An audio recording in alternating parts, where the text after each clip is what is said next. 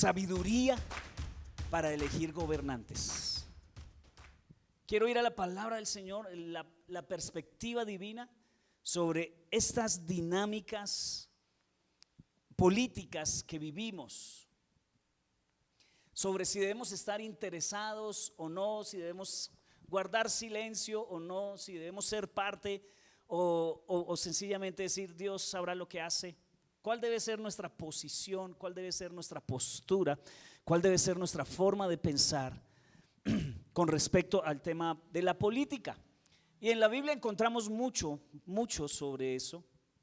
Y yo quiero ayudarte para que tú tengas sabiduría para elegir gobernantes. Sí, yo estoy combatiendo mucho y es algo que espero que hayamos madurado, que estemos madurando. Nosotros no podemos seguir eligiendo gobernantes por beneficios personales. Ya pasó esa época donde pues es que como que todos daban lo mismo, ¿sí? Es decir, todos los candidatos eran como la misma cosa, pues entonces uno decía, pues eso, el que quede da igual. Pero esa temporada ya pasó. Hoy en día el que quede no da igual. Hay puntos de vista muy diferentes, consecuencias muy diferentes. Entonces tenemos que empezar a pedirle al Señor sabiduría para hacerlo. Ya no más elegir gobernantes por favores políticos. Yo sé que nuestra cultura ha sido muy enseñada en eso. Y los políticos saben, por eso amarran los puestos para estas temporadas para ganar votos y te dicen, yo te pongo en tal lugar, pero ya sabes. ¿Cierto? ¿Cierto que hoy en día casi que toca venderle el alma al diablo por un cargo, por un puesto?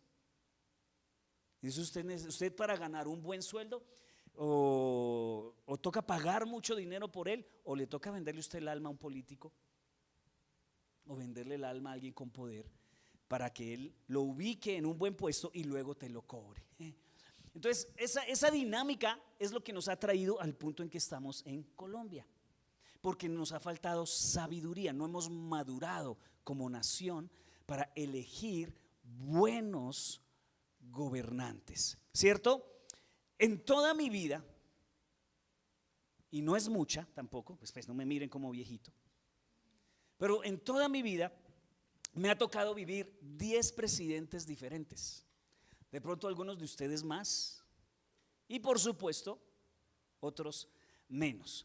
De esos 10 presidentes, algunos han sido buenos, otros regulares, otros malos y otros muy perversos. Muchos de ellos incumplieron sus promesas de campaña. Muchos de ellos se dejaron llevar por un grupo económico para hacer lo que este grupo económico quería que hicieran y no se ocuparon del pueblo. Pero hubo mucha gente que cumplió la mayoría de sus cosas también.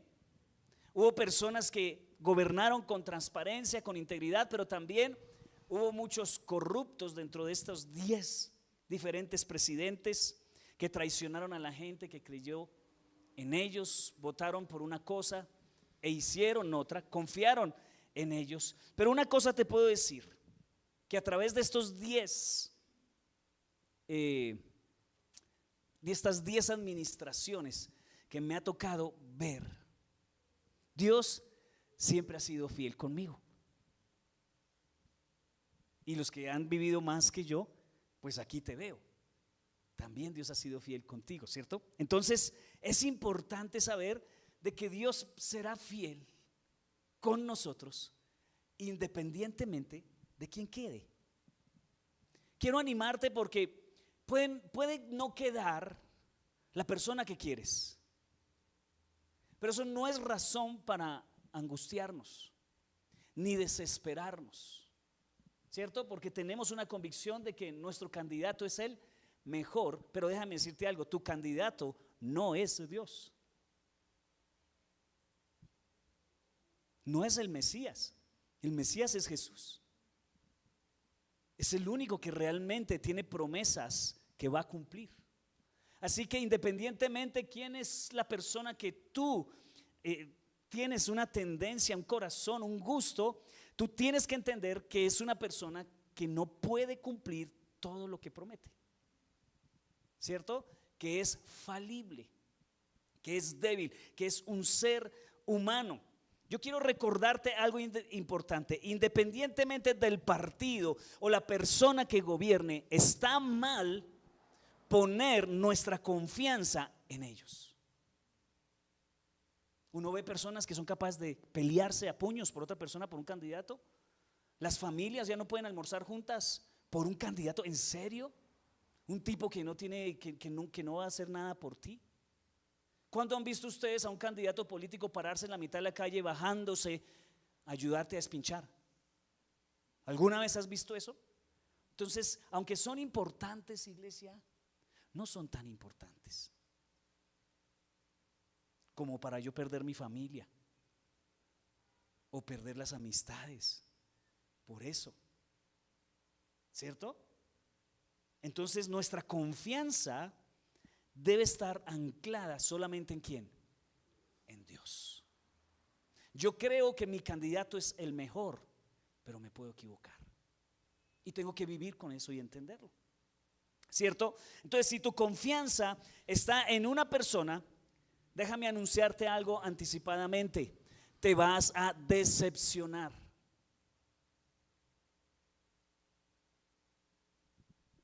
Por más buena que sea una persona, es incapaz de ser perfecta o completamente fiable. Son frágiles y son limitados. Mira cómo lo dice la Biblia.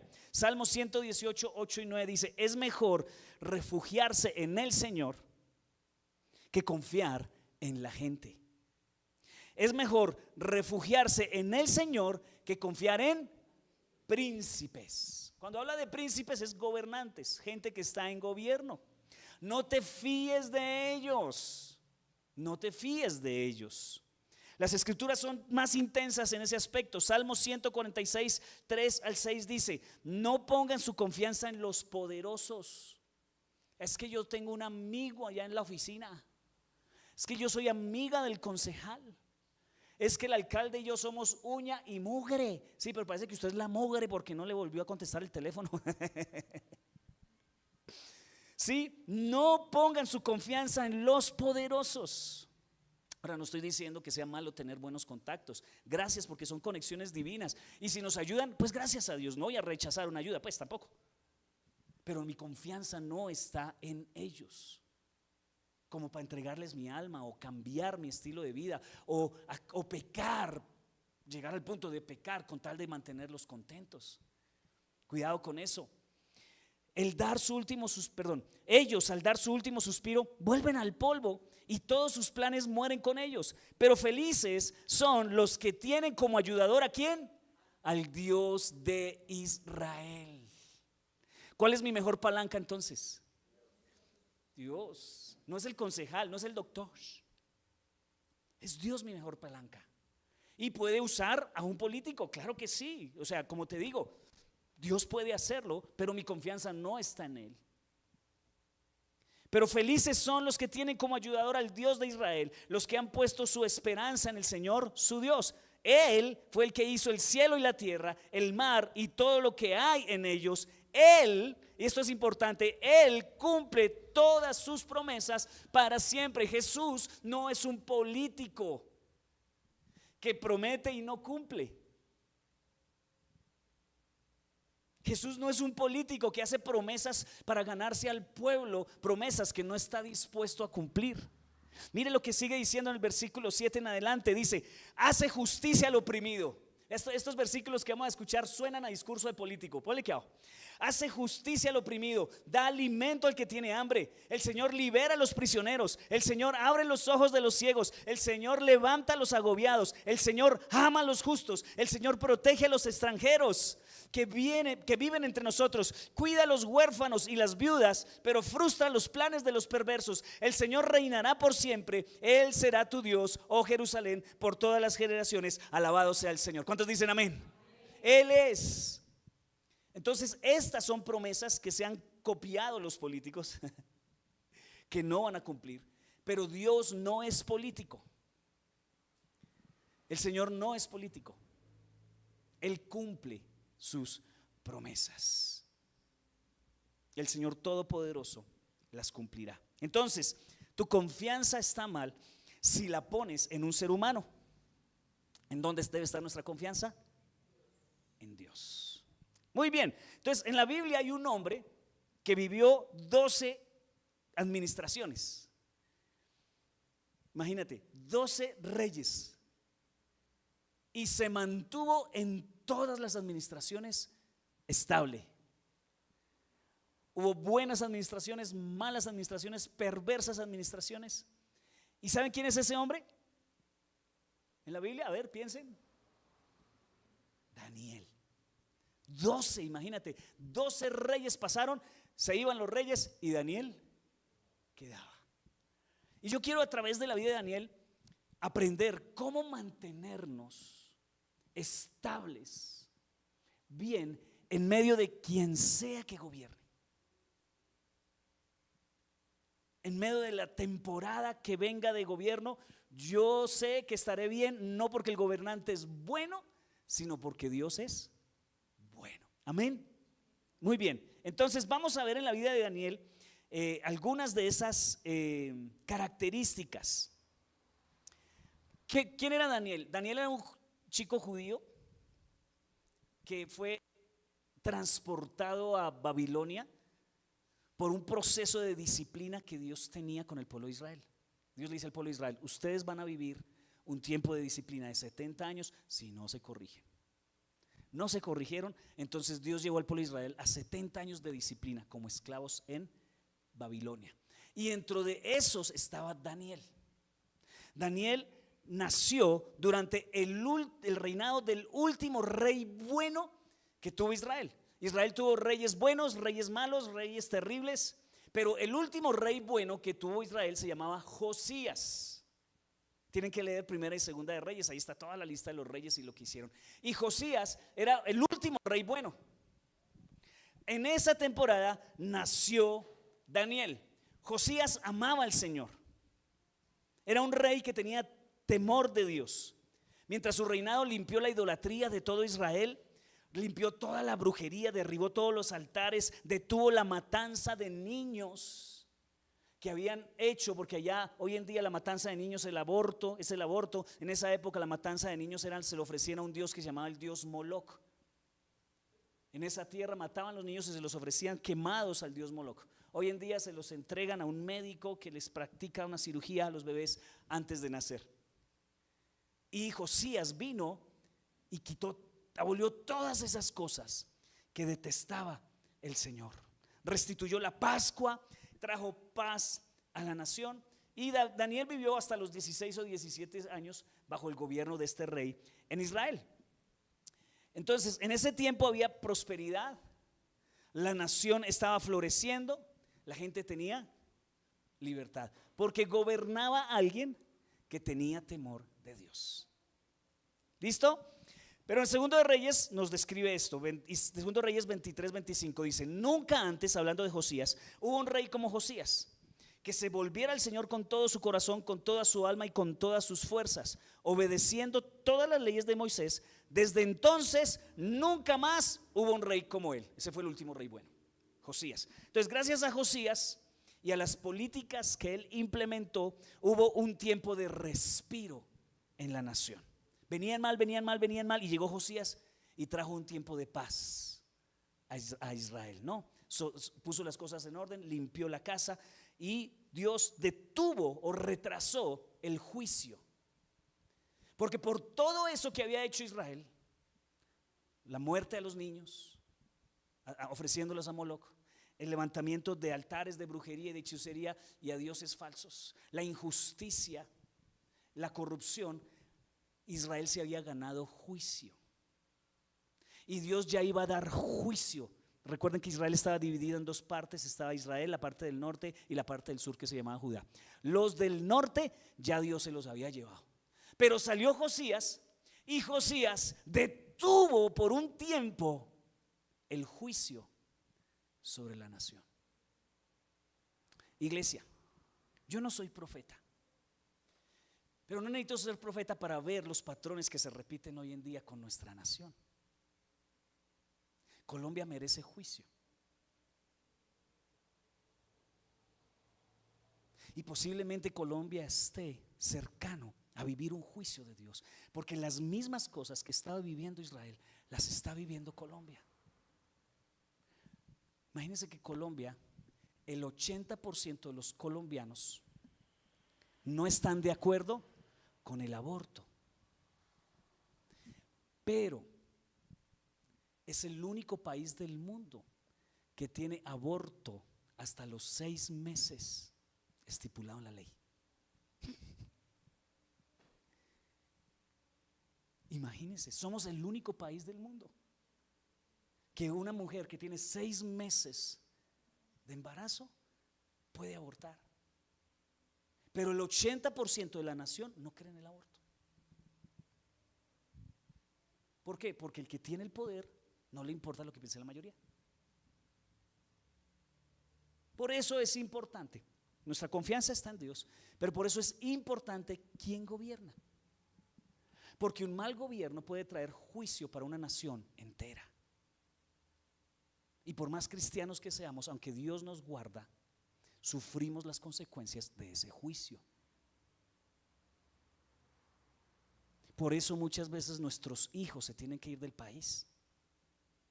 Y eso es algo muy doloroso. Ese es un dolor que nosotros tenemos como familia. Nuestra hija se tuvo que ir del país. Está viviendo en otro país y hace muchos años que no la vemos y no sabemos cuándo la volvamos a ver.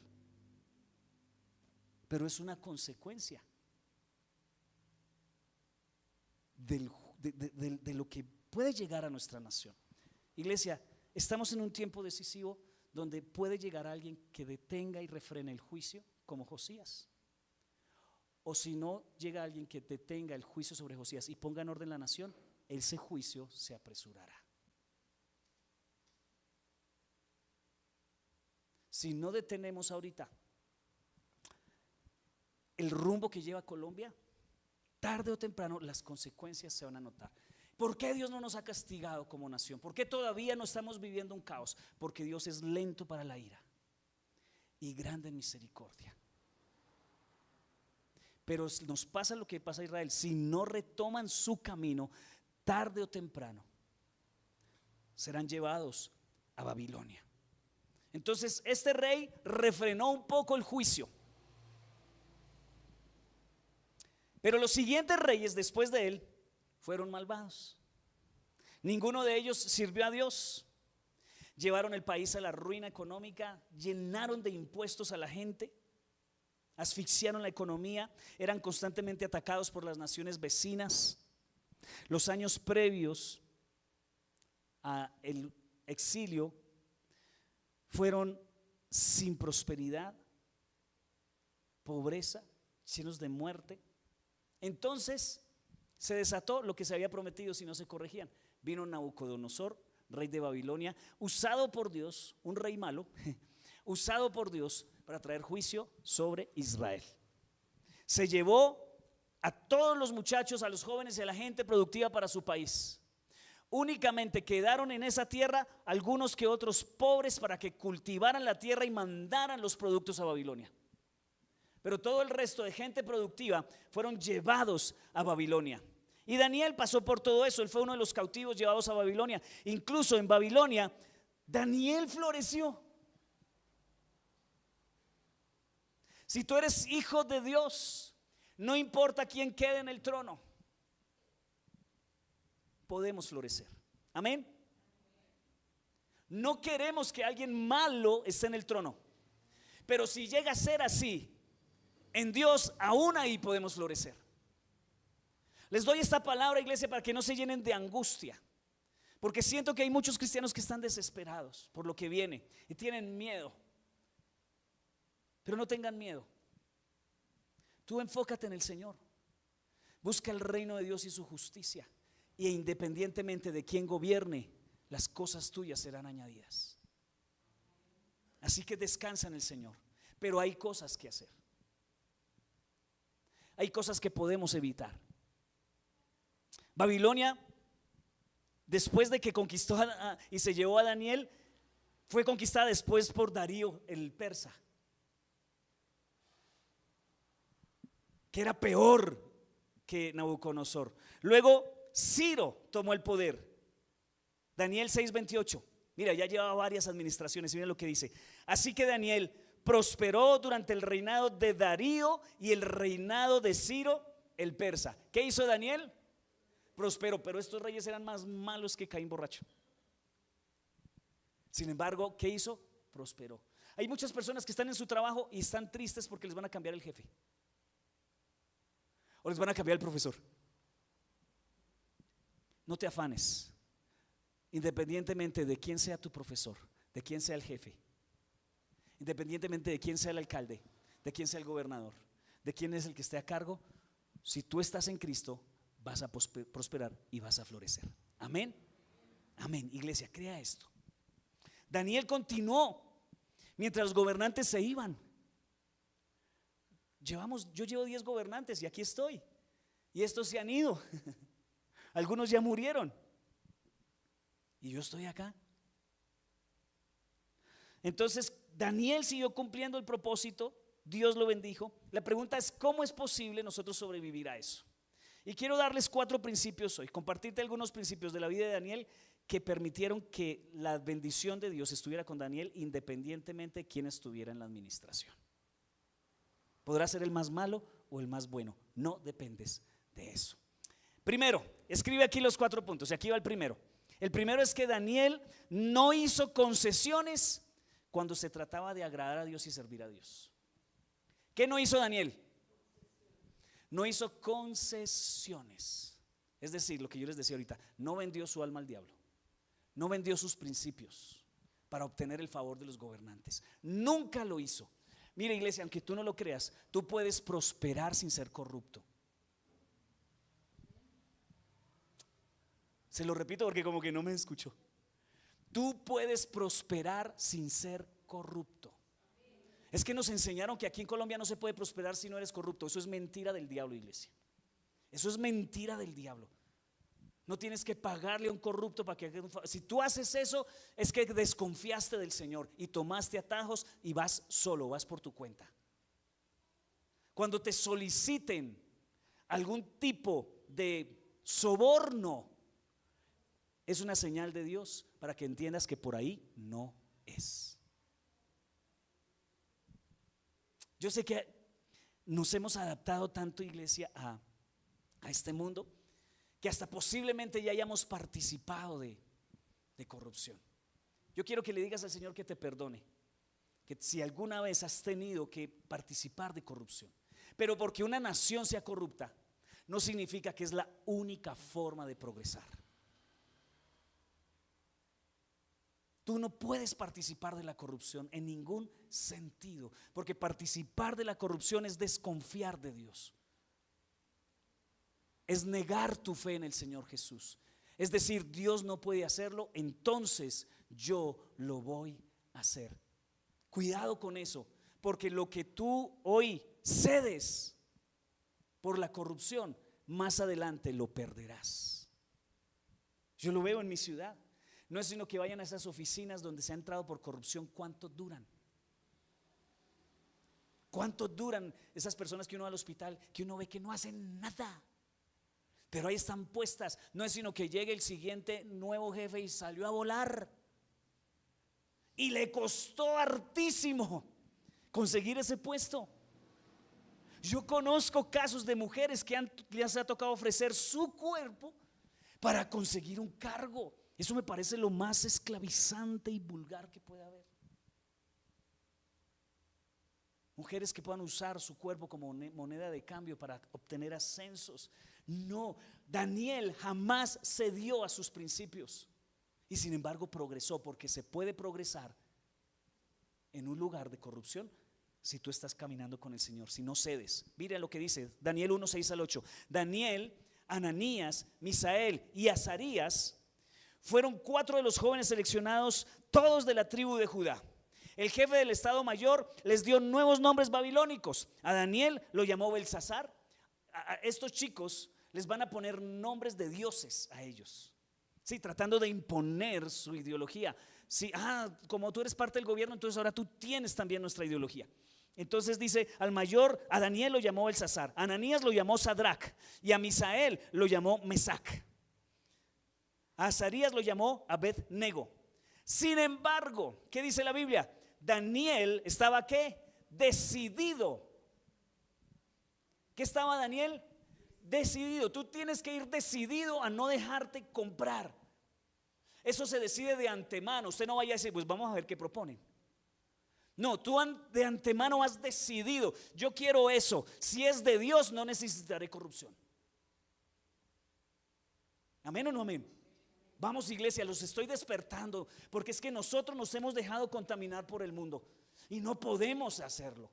No podemos ser los mismos que la gente. Yo tengo que decidir desde mi casa salir y decir, lo voy a hacer bien. Si implica corrupción, yo doy un paso al costado. Significa que Dios no está ahí, porque Dios no bendice la corrupción. Lo que consigues por corrupción no dura y trae daño a tu casa, daño a tu familia, trae miseria. Eso un amigo decía, eso es comida para hoy, hambre para mañana. Los atajos me desvían. Diga conmigo, los atajos me desvían. Entonces no te dejes guiar, porque aquí te dicen, si tú haces esto, va a ser más rápido y más fácil. Es un engaño. Dice que Daniel estaba decidido a no contaminarse con la comida y el vino dados por el rey. ¿Por qué? Es que Daniel, dentro de su creencia religiosa, él decía, la ley de Moisés decía que ellos no podían comer cerdo. Y lo primero que le ofrecieron sobre la mesa fue ¿qué? Marrano. ¿Y qué dijo Daniel? Pues a donde fueres, haz lo que vieres. No. Él determinó no contaminarse con la comida del rey. Mira, tú tienes que determinar no hacer lo que todo el mundo hace, iglesia, si quieres prosperar, y una prosperidad mantenida en el tiempo, no una prosperidad temporal. Tienes que determinar antes de salir de casa que tú no vas a entrar en corrupción. ¿Cuántos dicen amén? ¿Están decididos? Oh, Señor, pues ahí lo que se presente. Todos los nuevos nombres que les dieron a estos chicos eran nombres de dioses babilónicos. Daniel significa Dios es mi juez, y se lo cambiaron por un nombre que significa Baal o Abdel es mi Dios, algo así. Sin embargo, eso no cambió el corazón de Daniel. Que porque estemos en una sociedad corrupta no significa que nosotros seamos corruptos.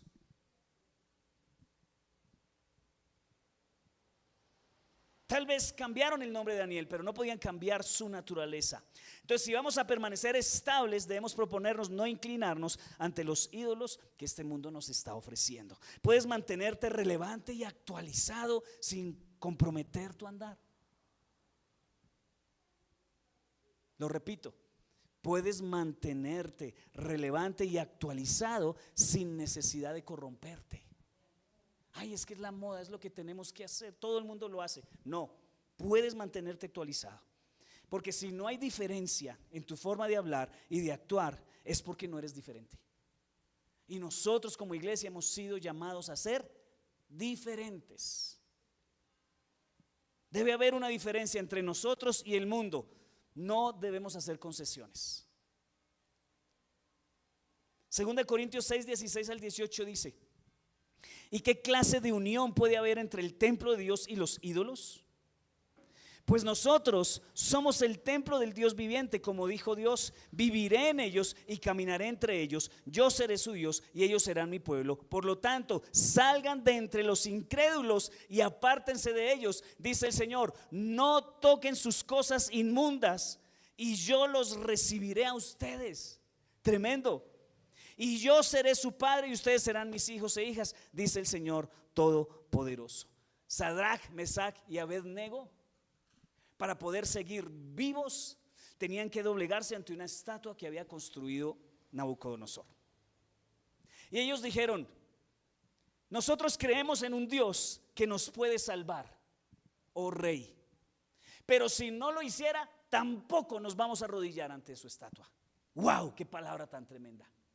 Yo sé que yo puedo pasar esta materia estudiando fuertemente, sin tener que pagarle a un profesor o hacer trampa. Pero si llegara a perder la materia, prefiero perderla que dañarme. Desafiante, ¿sí o no? Desafiante. Si te niegas a inclinarte, Dios se encargará de que no te quemes. Escriban esa frase, está re buena. Si te niegas a inclinarte, Dios se encargará de que no te quemes. No te inclines, no importa que en tu gremio sean mayoría. No te inclines, no te inclines. Si te niegas a inclinarte, Dios se encargará de que no te quemes. Él puede cuidar de ti y lo hará. Así tu gremio sea muy hostil. Ay, es que en mi gremio todos son groseros. Ay, es que en mi gremio todos son mentirosos. Ay, es que en mi gremio todos son así. Tú no. Y si te ganas enemigos, Dios cuidará de ti. Pero tú no caerás. Y esa es una clave de Daniel. Esa es la primera. Segundo, Daniel conocía el poder de la oración. Daniel conocía el poder de la oración. Daniel empezó a avanzar allá. Usted léese toda la historia de Daniel, es súper, muy bonita. Esta tarde o mañana llegue a su casa, léase el libro de Daniel en una sentada. Y resulta que Daniel empezó a progresar y se llenó de envidia. Sus compañeros de trabajo, los colegas, empezaron a buscarle el quiere. A ver, ¿no te ha tocado trabajar alguna vez en un gremio donde tú todos los días llegas y alguien está tratando de moverte la butaca? Alguien está queriendo. Pues Daniel estaba en ese punto donde se llenó de envidia porque era muy bueno, era el preferido de los jefes, porque hacía siempre lo correcto, y hacer siempre lo correcto va a generar enemigos. ¿Cuántos dicen amén? ¿Cuántos están dispuestos a eso? Cierto que se vuelve el amén más difícil porque no queremos hacer enemigos, pero hacer lo correcto va a generar enemigos. Y estos enemigos se levantaron y empezaron a levantar argumentos falsos contra Daniel, y pues no encontraron por dónde darle porque era una persona íntegra. Entonces, ¿qué hicieron? Se metieron con su fe. Le dijeron: oh rey, ¿por qué no firmas un decreto donde diga que al único que se debe adorar es a ti y a nadie más? Y el rey dijo: hola, chévere esa ley, me gusta. Ellos le alimentaron el ego, está buena la idea. Y firme rápido aquí. Le trajeron el documento y firmaron. Pero la intención de ellos, ¿qué era? Acabar con Daniel, porque Daniel, ¿qué hacía? Oraba a Dios todos los días, 3 veces al día. Entonces la única, escúcheme muchas veces, iglesia, la única cosa que van a encontrar tus enemigos es la fe tuya. Y te van a atacar por la fe. Aquí no se puede orar. Aquí no se puede hablar de Dios. Aquí están trayendo religión a este gremio. Aquí no se permite. Y por ahí quieren buscar el quiebre. Y logran que el rey firme el decreto. Dice Daniel 6, 10 al 11. Sin embargo, cuando Daniel oyó que se había firmado la ley, se fue a su casa y se arrodilló como de costumbre en la habitación de la planta alta, con las ventanas abiertas que se orientaban hacia Jerusalén. Oraba, ¿cuántas veces? 3 veces al día, tal como siempre. No, él no oró el día que tuvo los problemas con sus compañeros de trabajo. Él oraba ¿cuándo? Siempre. Siempre, y siguió haciéndolo, dando gracias a Dios. Entonces los funcionarios fueron juntos a la casa de Daniel y lo encontraron ¿qué? Orando y pidiéndole a Dios que le ayudara.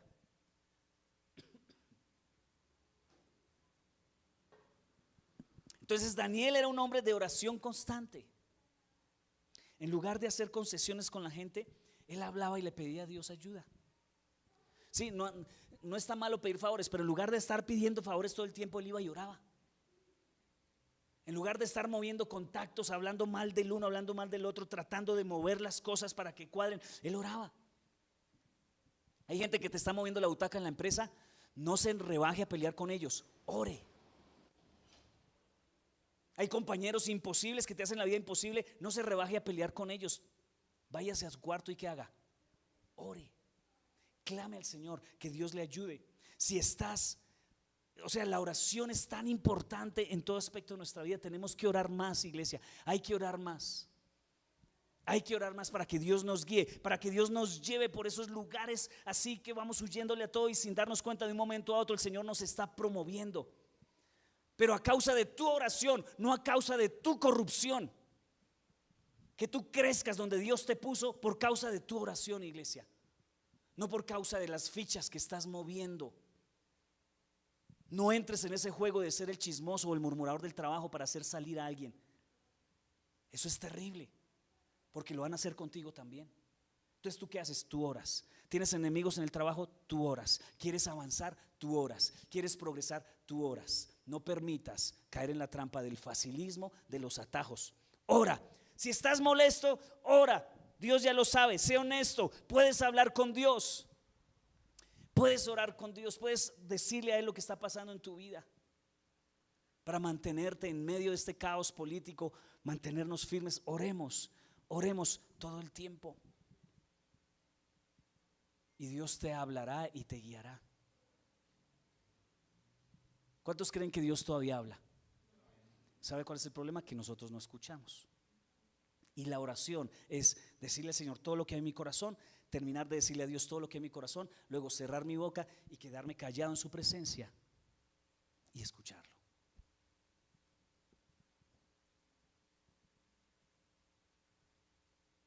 A ver, ¿cuál es la dirección de Dios para tu vida?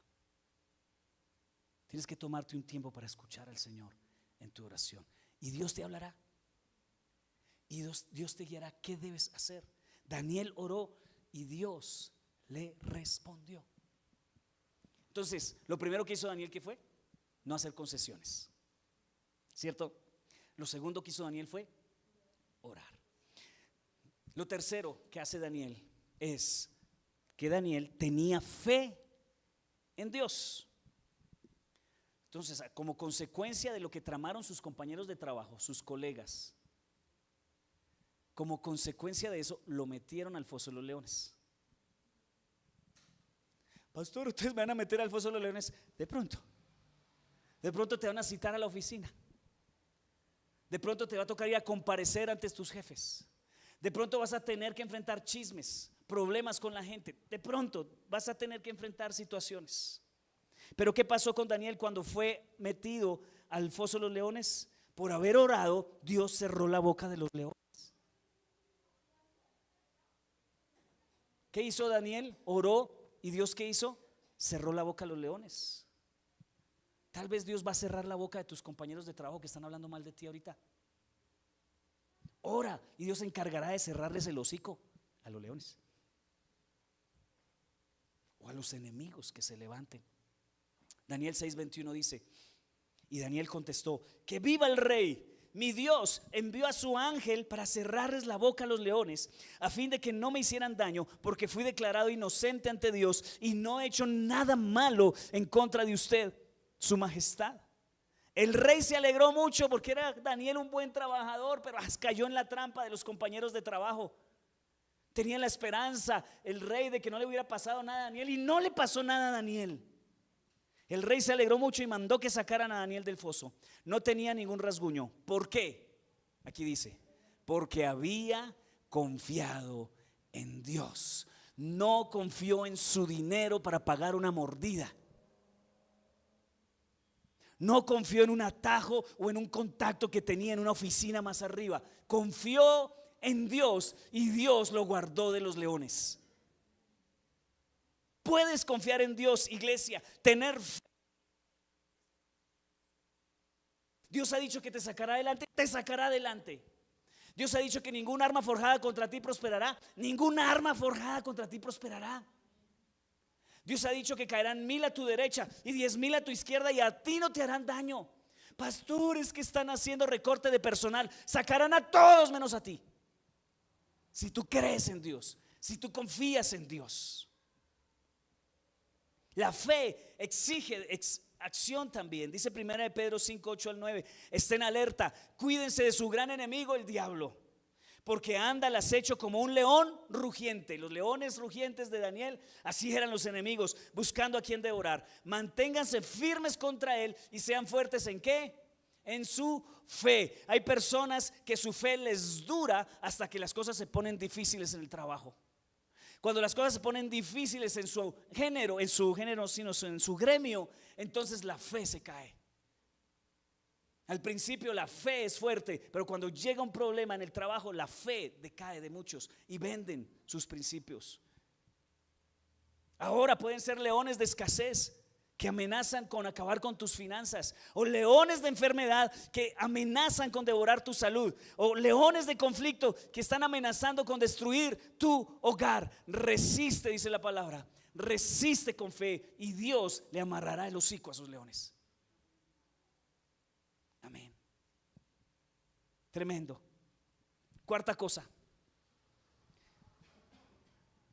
Daniel sabía que Dios era el que gobernaba el reino de los hombres.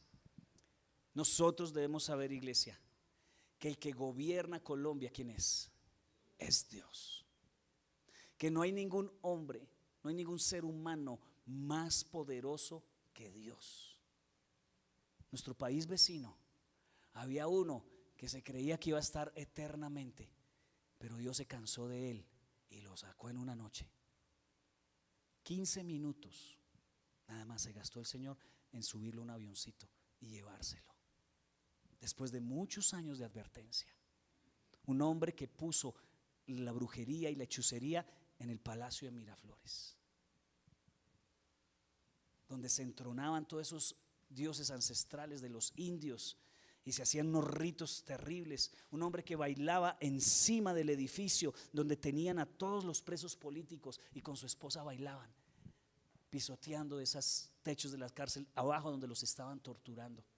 Y Dios vio eso, porque Dios es el Rey de reyes y Señor de señores, iglesia. Cuando los gobernantes empiezan a creerse dioses, el Señor viene y les dice: aquí solo hay un Dios, no hay más que uno. Yo te entregué el gobierno de esta nación, ¿y qué hiciste con ella? Y van a rendir cuentas. A veces se demora porque Dios está esperando una reacción. Muchas veces se permiten este tipo de gobiernos en las naciones para que las naciones entiendan que tienen que volver su rostro al Señor. Israel no entendía que tenía que volver su rostro al Señor, entonces puso sobre ellos Dios un tirano, Nabucodonosor, a que los gobernara por un tiempo. Pero lo puso Dios, y Nabucodonosor no podía decir que él era Dios. Nabucodonosor tuvo unos sueños, y entonces Daniel se los interpretó. Y Daniel le dice: oh rey, espero que esta interpretación no sea para usted, pero lo que significa ese sueño es que si usted no se pone pilas, va a haber juicio sobre su vida. Arrepiéntete, le dijo Daniel a Nabucodonosor. ¿Y qué hizo Nabucodonosor? No se arrepintió. Salió al balcón de su casa una mañana y vio cómo se veía de bonita la ciudad que él había construido, y dijo: miren lo que yo he hecho, miren esta belleza de trabajo mío.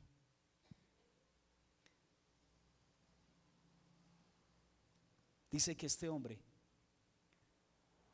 se volvió loco y durante 7 años le crecieron las uñas, le creció pelo por todo lado y caminaba como los animales y comía pasto, hasta que reconociera quién era Dios. Y este gobernante al final reconoce: el único Dios verdadero es el Dios de Daniel. Porque ningún hombre en esta tierra está por encima de Dios. Pero iglesia, cuando miramos todas esas historias bíblicas, vemos que eran pueblos que no podían elegir a sus gobernantes. En esa época funcionaba: el hijo del rey quedaba como rey, o de pronto venía un rey enemigo y lo mataba para él quedarse como rey. Pero no tenía el privilegio, esta gente no tenía el privilegio que nosotros hoy tenemos de votar, de elegir. Nosotros podemos elegir nuestros gobernantes. Dice Éxodo 28:21: elige tú mismo entre el pueblo hombres capaces, temerosos de Dios. ¿Cómo deben ser las personas que elegimos para gobernar? Capaces y temerosos de Dios. Mire que Dios nos da indicaciones de cómo deben ser los gobernantes que nosotros elegimos. Aquí no dice: elige gobernantes que te prometan algo para ti y para tu familia. No importa que el resto del país la pase mal, pero desde que tú tengas tu puesto, dale por ahí. Dios no pide eso. ¿Qué dice? Elijan gobernantes capaces y temerosos de Dios, que amen la verdad y aborrezcan las ganancias mal habidas. Y designe los jefes de 1000, de 100, de 50 y de 10. La elección de gobernantes no es algo solamente político, iglesia, también es espiritual. Por eso debemos orar. Y mi petición en esta mañana, yo no te voy a decir que escojas a este o a aquel otro. Yo lo que te voy a pedir en esta mañana es que ores y le pidas al Señor por quién vas a votar. Hay malas decisiones a la hora de votar. Una es no votar. Después de tantos años que personas que tuvieron que morir para que tuviéramos libertad de elegir. Colombia era gobernada por reyes. Y se moría el rey y luego venía otro rey. No podían elegir a sus gobernantes hasta que por fin se rompió el florero de Llorente y mataron a muchas personas para que pudiéramos elegir al gobernante que quisiéramos. Tuvieron que morir muchas personas para que tú el domingo de elecciones diga: ay, yo no voy a votar. Eso es lo mismo de siempre, mi voto no vale. Resulta que así como tú piensan muchas personas. Y en Venezuela, cuando se eligió al presidente que inició la dictadura, la mayoría de los votos fueron en blanco. No ganó, la mayoría de votos no la ganó el presidente que quedó, fueron en blanco. Pero como los votos en blanco no valían, entonces eligieron a este señor Chávez y no ganó con la mayoría del país. Y se ganaron una dictadura de casi 30 años. Por no ir a votar o por decir: a mí no me interesa ni este ni el otro. Podían elegir y no eligieron. El otro perdió como por 700,000 votos de diferencia. Eso no es nada. Y se aguantaron una dictadura de más de 30 años que todavía no se han podido deshacer de ella. Y vemos hermanos venezolanos andando por todo el mundo todavía con ganas de volver a su nación, pero todavía no se puede. Por eso debemos orar para que Dios nos muestre a quién debemos elegir. Como iglesia debemos orar por quienes nos gobiernan en este momento y por quienes nos gobernarán. Y que Dios te muestre. Y que Dios te muestre. Las tinieblas desean usar personas sin temor de Dios para imponer sus planes en el mundo, iglesia. Por eso una persona sin temor de Dios en el gobierno es muy peligrosa. Y ya lo hemos vivido. Si no lo queremos ver es otra cosa, pero ya lo estamos viviendo. Proverbios 29:2 dice: cuando los justos gobiernan, el pueblo se alegra. ¿Ustedes ven muy alegre el pueblo? ¿Ustedes ven alegre el pueblo, iglesia? Dice que cuando los justos gobiernan, el pueblo se alegra. Pero cuando los perversos están en el poder, ¿el pueblo qué?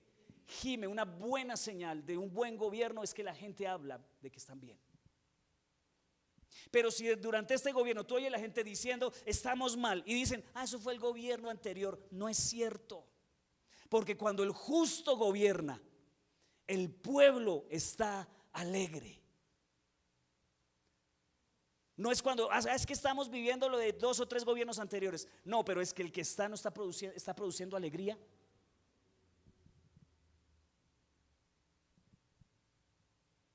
No siempre habrá candidatos totalmente afines al cristianismo. Eso quisiéramos. Pero no siempre hay candidatos que sean totalmente cristianos de pie a cabeza y con todos los principios. No siempre habrá. Pero yo creo que siempre debemos escoger personas que por lo menos tengan algunas características que se acerquen a lo que piensa Dios.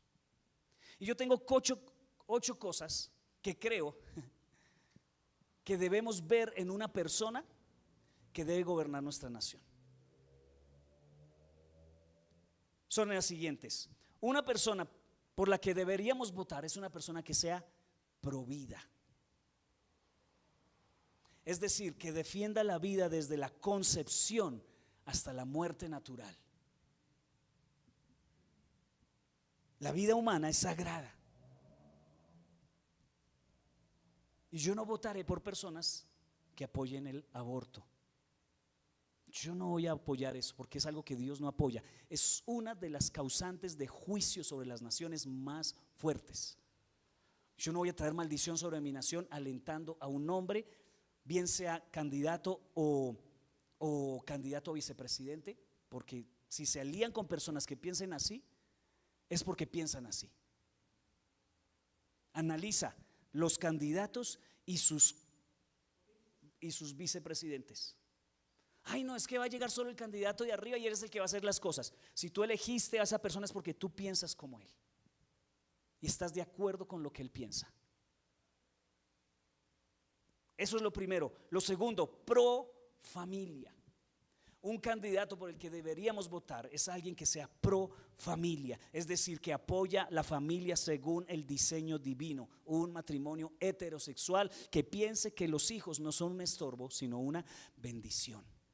Yo no puedo votar ni por alguien que es para presidente o para vicepresidente que apoya la destrucción de las familias a través de la ideología de género y a través de tratar de hacerle transiciones a niños menores de edad para cambio de sexo.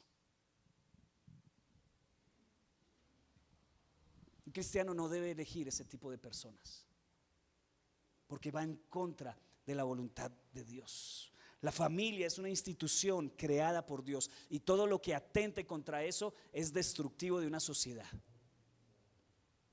Otra cosa que yo creo que debemos ver en un candidato para elegirlo es que sea pro iglesia, o yo lo diría de otra manera, pro libertad religiosa y de culto.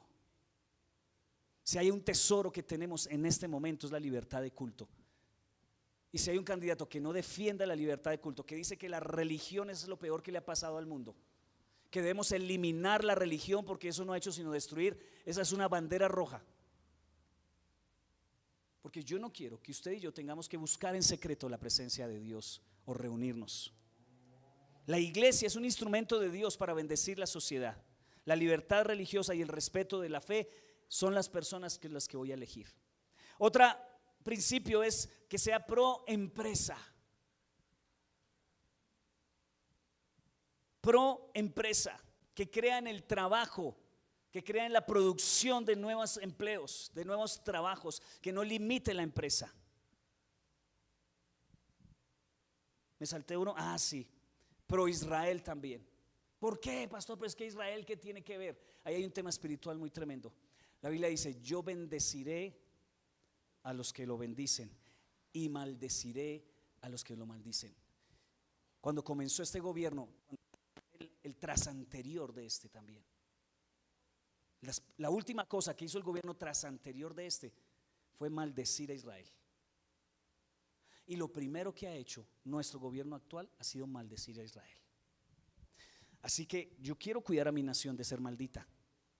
Porque por más de que Israel esté vuelto nada ahorita y no esté lejos de Dios, Israel es el amor tóxico de Dios.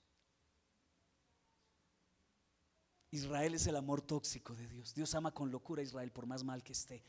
Cuídate de caer en esa moda de hablar mal de Israel. Yo sé que yo no estoy de acuerdo con sus decisiones gubernamentales. Hay muchas cosas que no están bien en ellos, pero yo no voy a juzgarlos ni hablar mal de ellos, porque Dios bendice a los que la bendicen y maldice a los que la maldicen. Así cuando hay un gobierno o un gobernante, un político que desde antemano te dice que es antisemita, apártate kilómetros, porque Dios está lejos de él. Pro empresa, no, producción, prosperidad, trabajo, menos subsidio y más trabajo. Subsidio para el que los necesite, pero no para todo el mundo, para que no trabaje. ¿Cómo así que yo no pongo a trabajar a los delincuentes, sino que les pago un sueldo para que delincan, iglesia? Eso no ha hecho sino traer maldición, maldición, maldición. Quien asesinó al doctor Uribe fue una persona que le estaba pagando el Estado para que no delinquiera.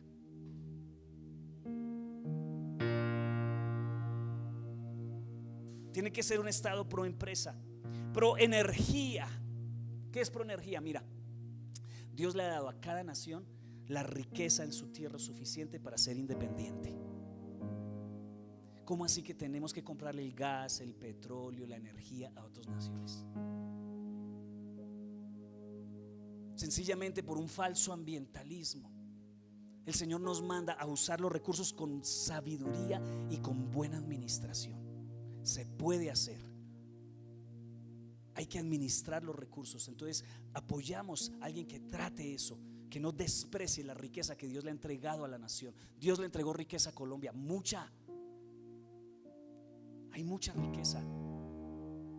Y Dios puede hacer aparecer más petróleo si quiere, más oro si quiere, más plata, más esmeraldas, pero con sabiduría. Pro transparencia. ¿Qué significa eso? Un gobierno, gente que ataque la corrupción, no que la aliente, sino que ataque la corrupción.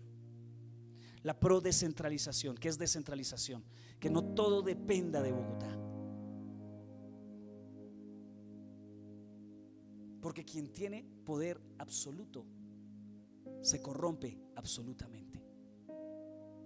Por eso hay que distribuir el poder, para que si alguien falle no se vaya todo al traste. Pero si falla el gobierno, se va todo al traste porque tiene todo el poder.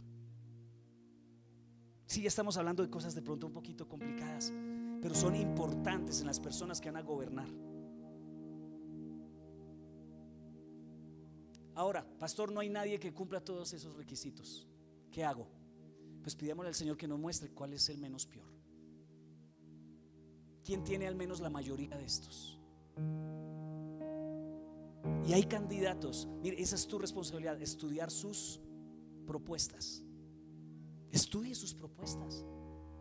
Ay, no, es que es el amigo de no sé quién. No, estudie sus propuestas y léanlo a ver si dentro de sus propuestas están estas cosas o no. Entonces Dios nos manda a hacer lo que tenemos que hacer y confiemos que Dios hará lo que quiera. Cuando vayamos a votar, votemos a conciencia. Pero les he dado en esta mañana por la palabra algunas cosas que puedes tener en cuenta, para que después no lamentemos más lo que ya estamos lamentando. Y quinto, para terminar, Daniel era fiel y tenía un espíritu excelente. Daniel era fiel y tenía un espíritu excelente. Daniel 6, 3 al 4 dice: pero Daniel mismo era superior a estos sátrapas y gobernadores, porque había en él un espíritu superior, y el rey pensó en ponerlo sobre todo el reino. Entonces los gobernadores y sátrapas buscaban ocasión para acusar a Daniel en lo relacionado al reino, mas no podían hallar ocasión alguna o falta, porque él era fiel y ningún vicio ni falta fue hallada en él. Si tú eres excelente, serás promovido. Si tú eres mediocre, te van haciendo de lado rápidamente, vas quedando atrás. Dios recompensa la fidelidad, no se basa en la economía de la nación, iglesia. Nuevamente, no importa quién quede, nosotros tenemos que ser excelentes, hacer las cosas como a Dios le agrada, porque Dios cuidará de sus fieles, no el gobierno. Es Dios el que cuidará de sus fieles. Cambiaban las administraciones, pero Dios siempre cuidó a Daniel. Y Daniel no era solamente fiel en los asuntos espirituales como la oración, el ayuno, el congregarse, leer la palabra de Dios. También era fiel en que llegaba temprano el lunes, hacía bien su trabajo, no necesitaba supervisión porque hacía las cosas sabiendo que Dios lo veía. Él era excelente. Eso, ser excelente, también es ser espiritual. Dios nos llama a ser excelentes, leales, honrados. Que seamos personas que podamos guardar confidencias de nuestros jefes o de nuestros superiores.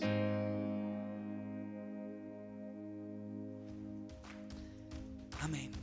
Quiero que se ponga de pie y vamos a orar.